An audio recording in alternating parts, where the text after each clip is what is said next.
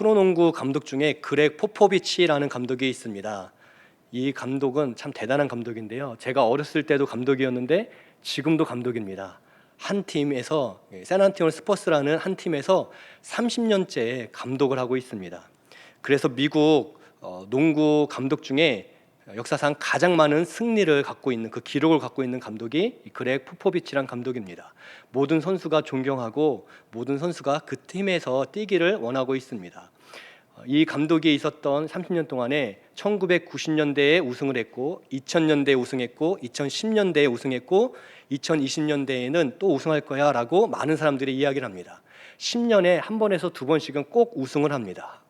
미국 농구팀이 30개가 넘습니다. 그리고 한 번도 우승하지 못하고 은퇴하는 선수들, 은퇴하지 못하고 그만두는 감독들이 굉장히 많이 있는데 그 NBA라고 하는 미국 프로농구에서 30년째 우승도 한 번씩 하면서 계속 감독을 하고 있는, 또 많은 사람들에게, 미국인들에게 또 미국 선수들에게 존경받는 거의 유일무이한 감독입니다. 그래서 올해 미국 농구 명예의 전당이라는 그런 시상식이 있는데 그 명예의 전당이라는 것은 미국 농구에 관련된 모든 사람들이 가장 명예롭게 생각하는 그런 시상식입니다. 이 명예의 전당 시상식에서 이 그렉 포포비치라는 감독이 상을 받게 되었습니다. 올해 명예의 전당이라는 그 기록 속에 들어가게 되었습니다. 모든 농구인들의 꿈이죠. 여기에 선정되어서 이제 소감을 발표를 하는데 보통 거기에서 이제 상을 받는 분들, 상을 받은 그런 감독들은 어떤 소감을 하냐면 농구는 내 인생의 전부였습니다. 또 농구를 통해 그 기쁨을 여러분과 나누게 돼서 참 감사합니다. 농구를 통해 기쁨을 줄 수 있는 것 저에게 행복입니다. 이런 소감을 발표합니다. 그런데 미국 역사상 가장 많은 승리를 갖고 있었던 그 기록을 갖고 있는 그렉 포포비치라는 감독, 미국 농구 대표팀 감독도 했던 이 감독은 과연 무엇을 할까 다들 주목했는데 그 감독이 뭐라고 했냐면, 사랑하는 여러분, 농구에서 이기는 것 또 지는 것은 똥입니다 라고 얘기했어요. 그건 똥과도 같은 겁니다. 아무 의미가 없습니다. 이긴다고 내 재산이 늘어나거나 진다고 내가 망하는 게 아니라는 거죠. 그러니까 지나치게 농구에 의미를 부여하지 말라는 거예요. 거기에 모인 사람들은 다 농구에 열광했던 사람들이었습니다. 그리고 그 사람들이 가장 큰 승리를 맛보았던 감독을 향해서 존경의 마음을 갖고 있는데 내가 갖고 있는 이 기록, 가장 큰 최다승이라는 기록 아무 의미가 없습니다. 여기에 지나치게, 그래서 내가 응원한 팀이 이기면 세상 다 가진 것처럼 기쁘고 내가 응원한 팀이 지면 세상 다 잃은 것처럼 낙심하고 그렇게 하지 마라. 이거는 그냥 즐기는 스포츠일 뿐이다.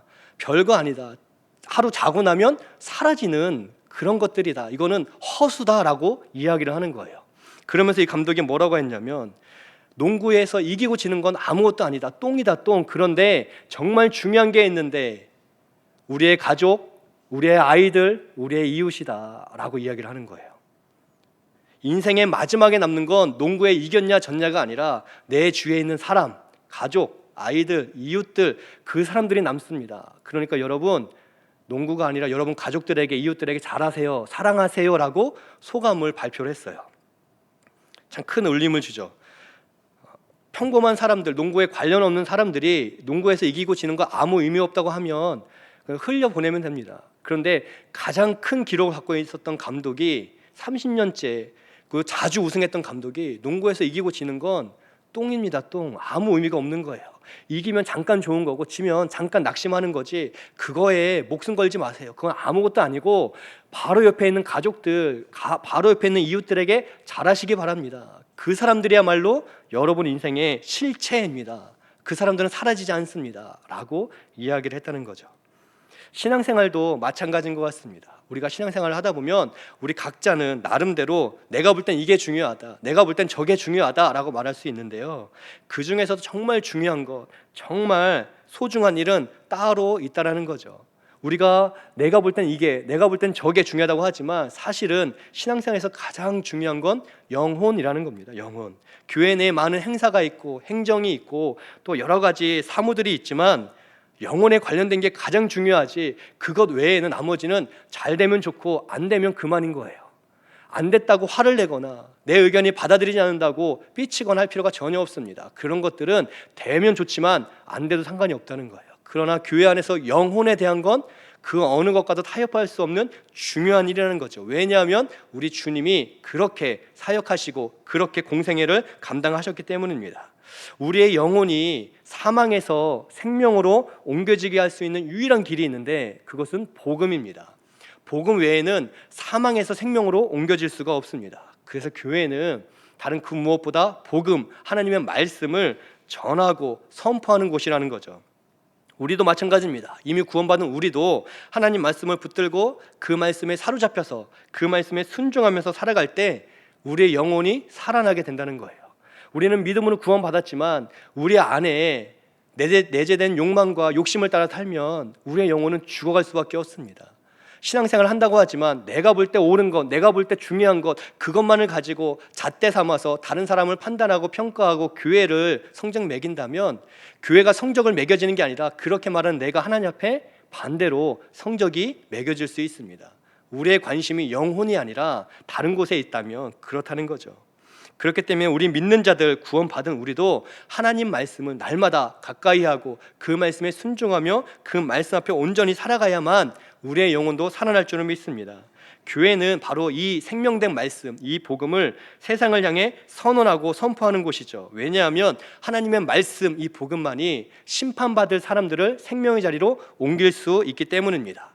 그래서 오늘 사도 바울이 디모데후서 4장에서 그 부분을 중요하게 언급해주고 있습니다. 1절에 보니까 하나님 앞과 그리고 살아있는 자와 죽은 자를 심판하실 예수 앞에서, 하나님 앞과 예수님 앞에서 내가 엄히 명한다, 아주 엄숙하게 내가 명령한다 라고 이야기를 하고 있어요. 근데 그 내용이 2절에 나오는데 너는 말씀을 전파하라 라고 가르쳐주고 있습니다. 여러분, 너무 당연한 거죠. 교회가 하나님 말씀을 전하고 전파하고 고백하고 선언하는 것은 단순합니다. 그런데 왜 사도 바울은 디모데에게 그것을 엄히 명하고 있을까요? 왜 하나님 앞과 예수님 앞에서 엄히 그 말씀을 전파하라라고 가르쳐주고 있을까요? 말세에 사람들의 관심이 진리, 영원한 것, 영생 거기에 있지 않기 때문입니다.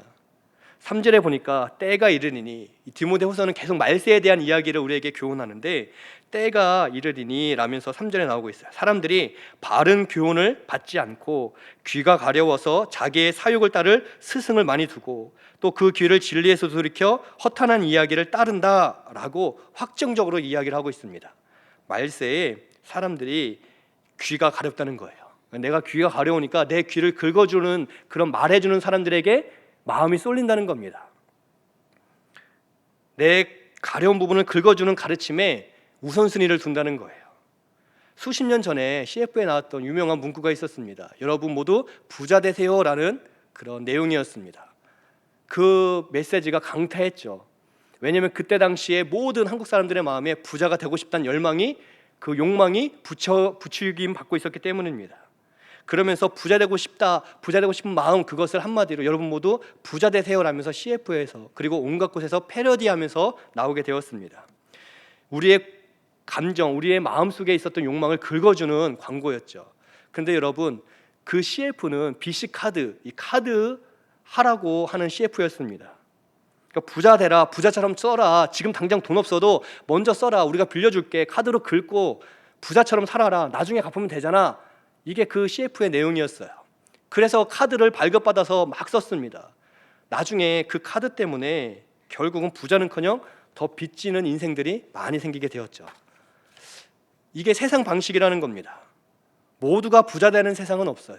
그런데 모두가 부자가 되고 싶어 하니까 그 부분을 긁어주고 그 부분에 대해서 욕망을 심어주면서 나도 카드 하나 발급받아서 당장 쓰고 뭐 다음 달에 갚으면 되지, 뭐 그 다음 달에 갚으면 되지, 뭐 그걸 별거 아닌 것처럼 여겼지만, 그렇게 욕망에 부추김을 받아서 자극받아서 했지만, 그렇게 사람들이 허탄한 이야기에 귀를 기울였지만 그 결과가 어떻게 되는지는 생각지도 못한 채 막 카드를 긁는 시대로 돌입하게 되었다는 겁니다.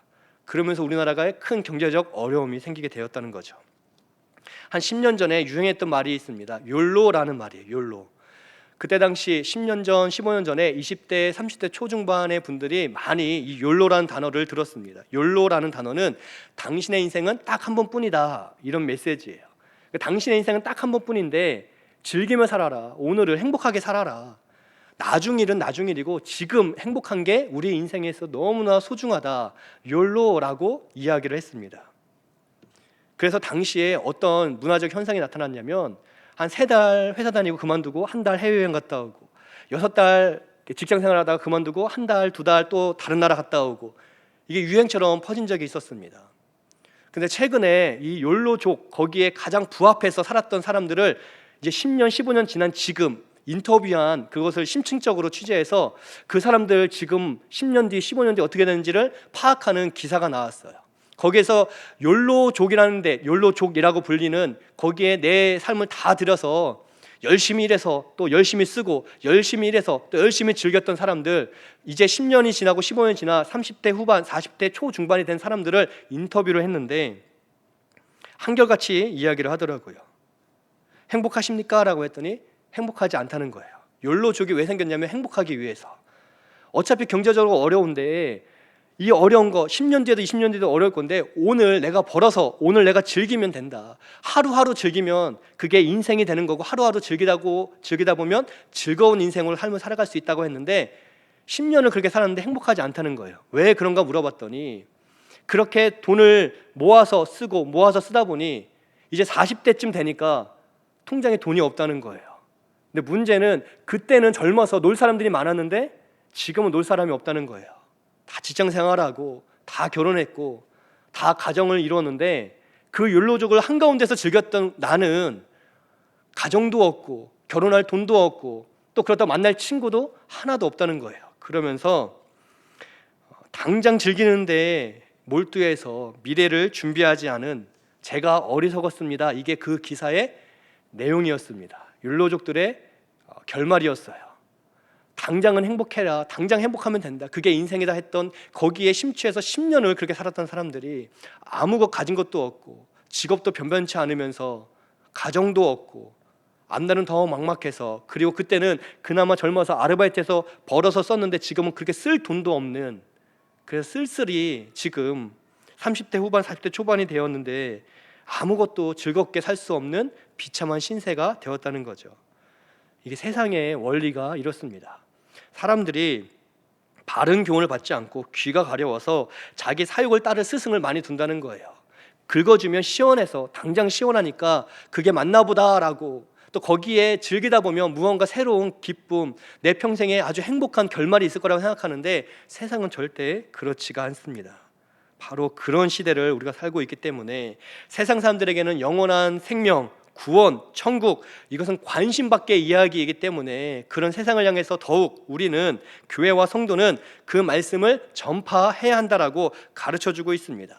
왜냐하면 하나님 말씀 안에서만 영생이 있고 구원이 있기 때문에 참된 만족과 기쁨이 있기 때문에 그것을 포기하지 말고 그것을 적대시하는 세상을 향해 전파하라라고 가르쳐주고 있습니다. 세상 사람들만 그런 게 아니라 말세에 살고 있는 우리도 그런 유혹 속에 얼마든지 있을 수가 있습니다. 우리 역시 하나님 말씀 바깥에 관심을 둘 수가 있다는 거죠. 성취 욕구를 위해 인정 욕구를 위해 신앙생활하는 분들을 한 번씩 보곤 합니다. 내가 무언가 주장해서 내 뜻대로 되는 것을 그 성취감을 맛보기 위해 내가 어떤 인정을 받기 위해 신앙생활하는 분들도 있습니다. 여러분 이단 신천지에 빠진 사람들이 왜 이단 신천지에 빠졌냐면 성경을 궁금해해서 그 말씀을 정말 알고 싶어서 빠지는 게 아니라 바로 이처럼 자기 사욕을 따를 스승을 위해서 긁고 싶은 부분을 긁어주는 그런 교리들 때문에 그쪽으로 간다는 거죠. 거기서 왜 나오기가 어렵냐면 이단 신천지에서 가르치는 내용들을 자세히 보면 우리의 욕망이 그 속에 숨겨져 있는 그 욕망에 부합된 교리들이기 때문입니다. 이게 어떤 말이냐면 신천지는요 신앙생활을 점수 매깁니다. 몇 점 그래서 신천지 안에 구원받는 성도로 들어가는 사람이 있고 못 들어가는 사람이 있다. 그걸 매달 결과를 보고하는 거예요. 그래서 내가 점수를 얻기 위해 그 등수에 들기 위해 그 숫자에 들어가기 위해 막 공부하는 거죠. 그래서 내가 거기 들어가면 으슥하고 거기에 들어가면 잘난 척도 하고 거기에 들어가면 내 신앙을 잘하는 것처럼 딱 눈에 띄니까 우리는 신앙생활하면서 점수 매기지 않기 때문에 누가 귀한 신앙인지 누가 아직은 연약한 신앙인지 알 수 없습니다. 그런데 이단 신천지는 점수가 되어 있어요. 그러니까 성도들의 점수가 다 매겨져 있습니다. 그 점수에 따라서 천국에 가냐 못 가냐가 나눠져 있다 보니까 거기서 열심히 공부하는 이유가 열심히 공부해서 인정욕구, 인정을 받기 때문에, 내가 열심히 했더니 성취욕구, 성취감을 얻을 수 있기 때문에, 그래서 거기에서는 거기 인정욕구, 성취욕구에 빠진 사람들은 나올 수가 없다는 거죠. 신천지의 그런 가르침들을 보면 다 점수 매기기 위해서, 그리고 그 점수라는 거에 사람들이 매몰되는지도 모른 채 내가 인정받기 위해, 성취감을 얻기 위해, 내가 높아지기 위해, 나보다 누군가를 밟고 올라가기 위해 그렇게 그 교리를 파고 들어갈 수밖에 없다는 겁니다. 그런데 우리가 그럴 수 있다는 거예요. 이단 신천지는 아닐지라도 우리 역시, 우리가 마치 회사처럼 어떤 높은 자리 가기 위해서 내 옆에 있는 사람들을 다 라이벌로 여기고 밟고 올라가려고 하는 마음들이 우리 안에 있을 수 있다는 겁니다. 회사에서 인정받듯 교회에서 인정받고 성취받기 위해, 내 주장을 관철시키기 위해, 그리고 또 거짓말을 동원해서라도 내가 미워하는 누군가를 넘어뜨리기 위해 그렇게 신앙생활을 할 수도 있다는 거예요.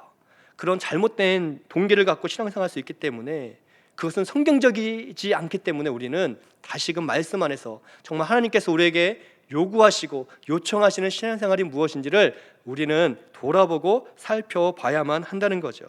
그럼에도 우리의 본성에는 성취 욕구와 인정 욕구가 있기 때문에 우리는 늘 그 유혹에 노출되어 있다는 것을 우리는 꼭 기억해야만 합니다. 성취감, 그리고 인정받고자 하는 마음, 그 마음 자체는 나쁜 건 아니지만 그 마음을 가지고 그게 중심이 되어서 신앙생활하면 교회에 탈이 생깁니다. 내 신앙 때문에 교회에 어려움이 생길 수 있다는 거죠. 그런 의미에서 교회를 다니는 우리도, 이미 예수 그리스도를 통해 구원받은 우리도 이 옛사람의 습관을 따르지 않기 위해서라도 우리는 하나님 말씀 중심의 신앙생활을 해야 할 줄을 믿습니다. 여러분, 하나님 말씀이 오늘 우리에게 무엇라고 말씀하시는지, 정말 그 말씀이 우리가 어떻게 살아가기를 원하시는지를 탐구하고 묵상하고 살피해야 될 이유는, 그렇지 않으면 우리의 옛사람은, 옛습관은 불쑥불쑥 찾아오기 때문이라는 거죠. 말세가 가까울수록 사람들은 자기 욕망을 따라 살아가고, 또 신앙생활하는 우리도 말세가 가까이 올수록 자기 욕심을 따라 신앙생활을 할 수 있다는 거예요. 그 이야기는 뭐냐면, 자기 욕망과 욕심을 따르는 삶이라는 건 뭐냐면 결국 자기 자신만을 사랑하는 것을 의미합니다. 그래서 우리는 더 하나님 앞에 나와야 된다는 거예요. 그 말씀 앞에 나와야 되고, 그 말씀을 듣기도 하고 그 말씀을 전파하기도 하는 역할을 감당해야 한다는 거죠. 내가 나만을 사랑하는 게 큰 죄입니다. 성경은, 하나님 말씀은 분명히 우리에게 가르쳐주고 있습니다. 모든 율법은, 모든 성경은 하나님을 사랑하고 이웃을 내 이웃을 내 몸처럼 사랑하라 라고 가르쳐주고 있기 때문입니다. 하나님을 사랑하고 이웃을 사랑할 때 하나님께서 그 믿음을, 그 신앙을 기쁘게 받아주시고 거기에 참된 영생이 있는 줄 믿습니다. 예전 제가 어렸을 때 학교에서 성적표를 받으면 성적표가 수음이양가로 나온 적이 있었습니다. 수가 나오면 잘한 거고요, 가가 나오면 못하는 거죠. 그래서 저희 친구들끼리 이렇게 성적표를 보다가 가가 많으면 야, 너 공부 못한다고 가래, 막 이랬어요. 너 가, 야 가, 그렇게 불렀습니다. 그래서 가가 2개인 친구는 가가라고 별명을 불렀고요, 가가 3개면 가가가 이렇게 불렀어요. 막 약 올리기도 하고. 근데 여러분, 이 수음이양가가 어떤 의미인지 혹시 아십니까? 수는 빼어나다는 뜻입니다.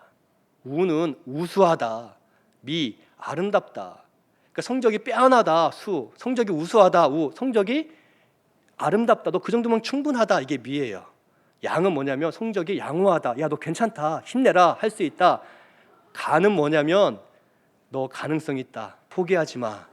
이게 수우미양가의 진짜 의미입니다. 이 의미를 담고 있는 거예요. 어떤 분들은 그런 이야기를 합니다. 이거 일제 잔재다. 예, 일제 잔재일 수 있습니다. 찾아보니까 일본에서 시작된 문화예요. 거기에서는 수미양가가 아니라 우, 양, 가, 불가였습니다.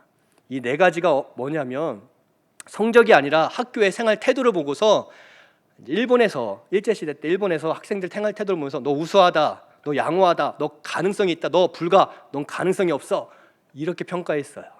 근데 이것을 우리나라의 교육자들이 해방할 때 접목했습니다. 그러면서 수도 놓고 미도 놓고 불가는 빼버렸어요. 그러니까 우리나라 1세대 교육자들이 이 깊은 의미를 알았던 거죠. 해방 후 우리나라가 얼마나 가난했습니까? 모두가 힘들고 가난한 나라에 이 아이들마저 그렇게 살 수 없다. 성적이 안 좋아도 너 양호해, 너 가능해, 그러니까 힘내. 그래서 수음이양가를 도입을 하게 된 거예요. 그런데 선생님들이 이것을 가르쳐주지 않았습니다. 만약 제가 어렸을 때 선생님들이 그런 것들을 지도해주고 가르쳐줬다면 조금 더 좀 자존감도 회복되고 조금 더 공부하는 마음도 생겼을 텐데, 학교 선생님들도 성적으로 너 수, 너 우, 너 미, 양, 가, 너 낙제야, 이런 식으로 수미양가를 매겼다는 거죠. 의미가 중요한데 의미는 사라지고 이 수미양가를 점수화시킨 그런 교육계로 바뀌게 되었다는 거예요. 세상이 그렇습니다. 그런데 여러분, 교회는 그런 곳이 아니에요. 교회는 이 수미양가의 의미를 살려야 되는 줄 믿습니다. 교회에서는요, 아무도 낙오되는 사람 없이 모든 사람이 주 앞에서 꿈꿀 수 있는 것을 가르쳐주는 것이 교회입니다.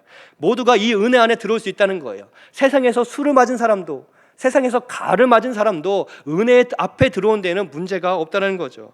세상에서 가라는 성적을 맞으면 낙제생입니다. 그러나 교회에서 가라는 성적을 받은 사람은 아직 가능성이 있다, 아직 할 수 있다, 힘을 내라 라고 말해줄 사람들이라는 거예요. 그러니까 우리는 판단하고 평가해서 등수 매기는 게 아니라 모든 사람들을 용기를 주고 또 힘내라고 손잡아주고 기도할 수 있다고, 할 수 있다고, 소망을 갖자고 라고 말할 수 있는 곳이 교회라는 곳입니다. 하나님께서 모든 사람을 귀하게 사랑하신다는 것을 유일하게 가르칠 수 있는 곳이 교회밖에 없습니다. 세상은 가르쳐줄 수 없어요. 학교는 이것을 말해줄 수 없습니다. 학교에서 니네 인생은 이미 결정났다라고 가르쳐주는 곳이에요. 성적에 따라 니네 인생은 정해졌다고 말하는 곳입니다.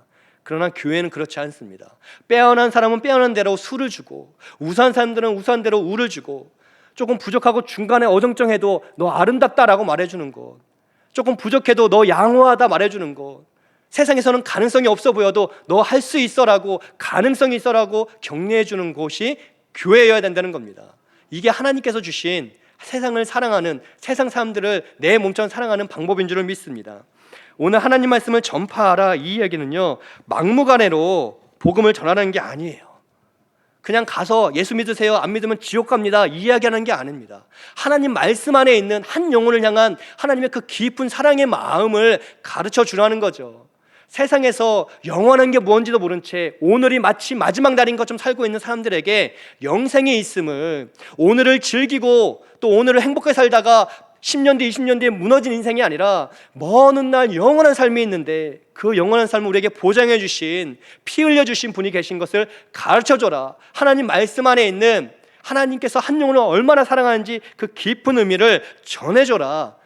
이 귀한 마음이 오늘 1절에 2절에 너는 말씀을 전파하라, 죽어가는 사람들에게 영생이 있음을 가르쳐줘라 라고 권면해주고 있다는 사실을 믿으시기를 축복드립니다.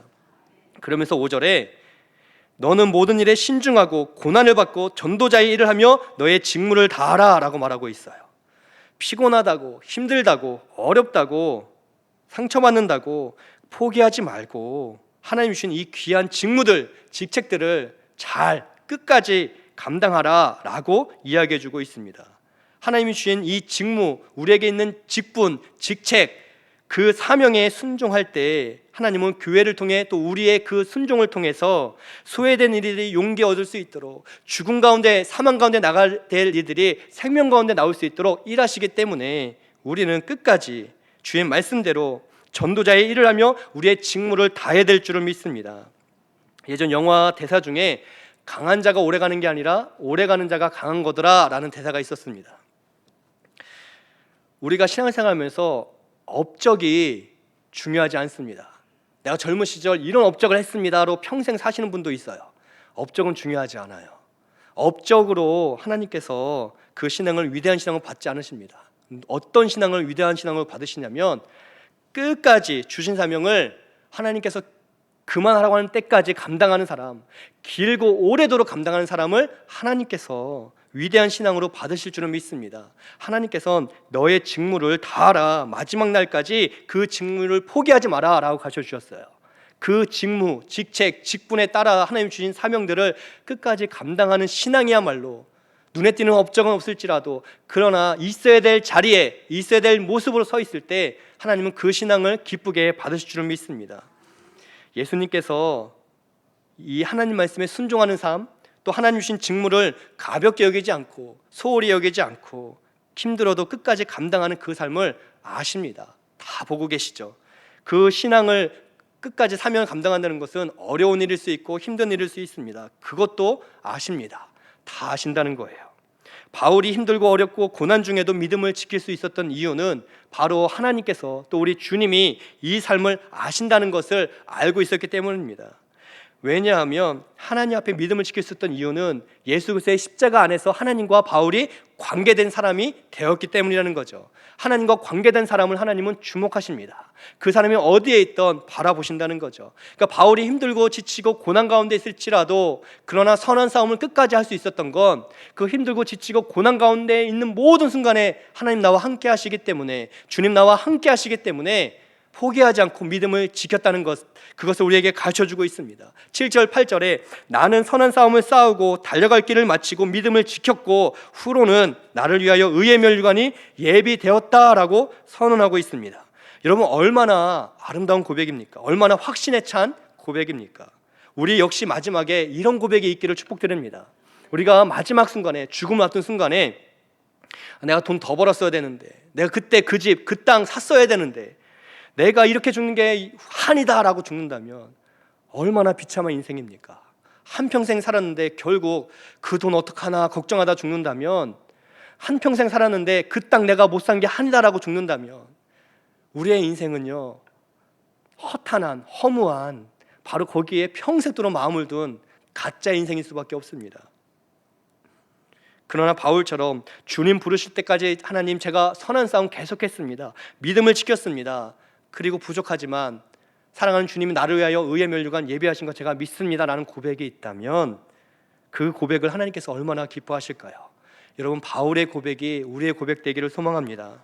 십자가 안에서 우리가 바울처럼 하나님과 관계된 사람이기 때문에 하나님은 우리를 주목하시고 바울을 바라보듯 우리의 모든 순간에 우리와 함께 했음을 꼭 믿으시기를 바랍니다. 지난주에 이제 유동부 성경학교로 했습니다. 그 둘째 날에 아이들과 오월드라는 곳에 가서 교제하는 시간을 가졌습니다.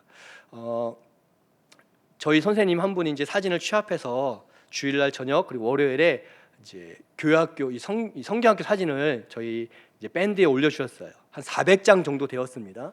그래서 제가 월요일 저녁에 이제 그 사진을 보는데 거의 첫 번째 장면이 아주 이상한 사진이었어요. 한번 보여주시죠. 이거 보이십니까? 저 동그라미 친 게 민우예요. 근데 민우가 저 뒤에 조그맣게 보이고 앞에 덩치 큰 사람이 있잖아요. 제가 아니 이런 사진을 왜 찍었지 하고 여쭤보니까 민우 얼굴이 너무 귀여워서 그냥 고민하다 찍어 올렸다는 거예요. 저 덩치 큰 사람은 눈치도 없죠. 저 덩치 큰 사람이 다 가리고 있어요. 그리고 그 다음 사진은 보시죠. 저 뒤에 우리 아이들, 유초동부 아이들 3명이 있는데 안 보여요. 저 덩치 큰 사람이 예수님처럼 손을 들고 있어서. 제가 어찌나 화가 나든지 유초동부 우리 아이들이 주인공이어야 되는데 더 덩치 큰 사람이, 아니 바이킹을 탈 거면 뒤에 타야지. 덩치 크면 앞에 타서 다 가리고 손도 들고 손이라도 내리던지. 제가 너무 화가 나서 월요일날 전화했습니다. 저 아저씨한테. 덩치 큰 아저씨, 저 성산교회 유초동부 목사예요. 5월도 오셨죠? 바이킹 탔죠? 네네. 그 덩치 큰 분이 그 앞에 앉으면 어떡합니까? 뒤에 앉던지. 우리 애들 다 사진도 안 나오고 지금 마치 주인공이 아저씨 같잖아요. 덩치 큰 아저씨 다음부터는 뒤에 앉으시고 대전 올 거면 저한테 연락하세요. 그랬어요. 근데 그분이 목사님 알겠습니다. 제가 대전 갈 때는 앞으로 전화하고 목사님한테 허락받고 가겠습니다. 전화를 끊었습니다. 자, 이게 사실일까요? 거짓말일까요? 사실입니다. 사실. 왜냐하면 저 덩치 큰 아저씨가 누구냐면 저랑 고등학교 때부터 알던 30년 지기 가장 친한 친구예요. 제가 얼마나 놀랐는지 사진 보고 얘가 왜 여기 있지? 그래갖고 제가 제 아내를 불러서 보여줬어요. 우리 조선 팔도에 이렇게 생긴 애는 내 친구밖에 없는데 봐라, 얘가 찍혔다. 저희 아내도 놀래고. 진천에서 공무원 하는 제 진짜 30년 지기 제일 친한 친구예요. 전화해서 5월도 왔어? 뒤에 앉아야지. 우리 애들 다 가리고. 그럼 되겠어? 회개하라. 다음부턴 대전 오게 되면 꼭 연락할게. 그래서 끊었어요. 참 우연의 일치지만 어떻게 또 거기에 찍혔는지 모르겠어요. 저 사진에서 우리 교회 학교 애들이 주인공인데 주인공도 아닌 저걸 방해하고 있는 덩치 큰 아저씨가 저에게는 눈이 탁 띄었습니다. 저랑 관계가 있는 친구였기 때문에 30년 동안 아주 깊이 저 친구랑 대학생 때요 기도도 많이 했었습니다. 저 친구가 승우야 내가 말은 못하겠는데 나를 위해 좀 기도했으면 좋겠다 해서 둘이 기도하다가 23, 24세 막 기도실에서 펑펑 울고 남자 둘이 막 끌어안고 막 울고 막 한 적이 있었어요. 교회에서도 같이 일도 많이 하고 그러니까 그 친구의 스토리를 제가 다 알아요. 그리고 자주는 아니지만 한 번씩 연락도 하는 친구입니다. 저희 교회 학교 아이들도 너무나 귀한 아이들인데 그 앞에 엑스트라로 있는 이 친구도 저에겐 너무 소중한 친구라는 거죠. 관계가 있기 때문에 하나님께서 왜 우리를 주목하시냐면 관계가 있기 때문입니다. 주님께서 십자가 보혈로 주님의 몸된 교회를 사셨다는 것은 이 교회 건물을 사신 게 아니라 믿는 우리 성도님들 한 분 한 분을 피값으로 사셨다는 거예요. 그 순간 우리는 그리스도의 십자가 안에 관계가 되어 있음을 믿으시기를 바랍니다. 우리는 우리 인생의 주인공이죠. 내 인생에 내가 주연입니다. 그러나 내 옆에 있는 분들, 교회 성도님들, 또 가족들, 이웃들에겐 조연이에요. 조연. 또 모르는 사람들, 스쳐 지나가는 사람들 앞에 우리는 단역입니다. 의미 없이 지나가는 단역이에요. 그런데 하나님은 우리를 주연이건 조연이건 단역이건 바라보지 않고 그냥 모든 순간을 주연으로 바라보신다는 거예요. 바울을 주목하듯 우리를 주목하신다는 겁니다. 십자가 피값으로 사셨기 때문에 하나님의 것 되었기 때문에 우리가 어느 현장에 있던 보신다는 거예요. 그냥 우리가 주인으로서 주인공으로서 내 삶을 신앙 가운데 아름답게 사는 것 중요합니다. 동시에 조연으로 성도가 힘들 때 위로해주고 이웃이 힘들 때 손잡아주고 가족들에게 힘이 되는 것 하나님이 다 보고 계신다는 거예요.